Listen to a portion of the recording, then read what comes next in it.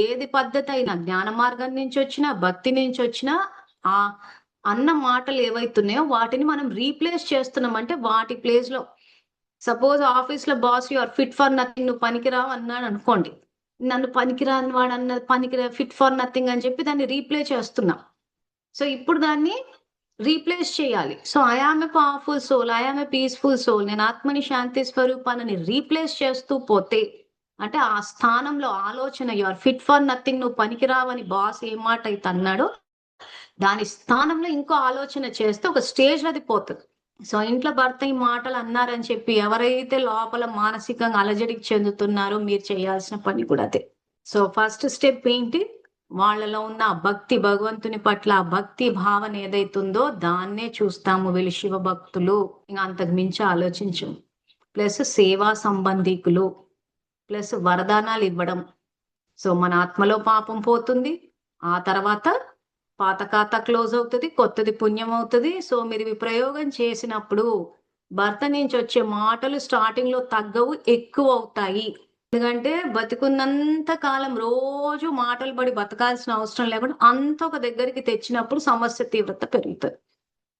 Note చేసుకునే వాళ్ళు note చేసి ఏంటి ఇగో నేను భగవద్గీత క్లాసెస్ విన్నాను, వాళ్ళు వరదానాలు ఇవ్వమంటే ఇస్తున్నాను, ఇస్తుంటే సమస్య తీవ్రత పెరిగిపోయింది ఏంటా అని అనుకోవద్దు. నేనే చెప్తున్నాను పెరుగుతది.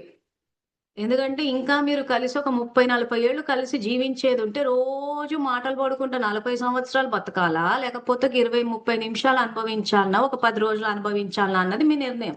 ఒకసారి ఒక 10 రోజులు అనుభవించేస్తాం. ఇంకా ఆ తర్వాత ఇంకా మిగిలిన సంవత్సరాలన్నీ ప్రశాంతంగా అంటే ప్రయోగం చేయాలి. లేదు రోజు కొంచెం కొంచెం కొంచెం అనుభవిస్తూ అప్పుడు పాపాన్ని సమాప్తి చేసుకుంటాము.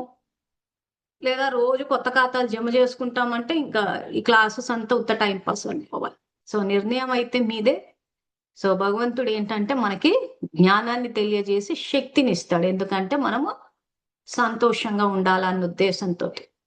మన బుద్ధి ఎందుకంటే ఎవరన్నా ఏదన్నారంటే కాలజడిలోకి వెళ్ళిపోతున్నాం. సో బుద్ధి స్థిరంగా ఉండడం, దీన్నే భగవద్గీతలో స్థిత ప్రజ్ఞ అన్న పదాన్ని వాడారు.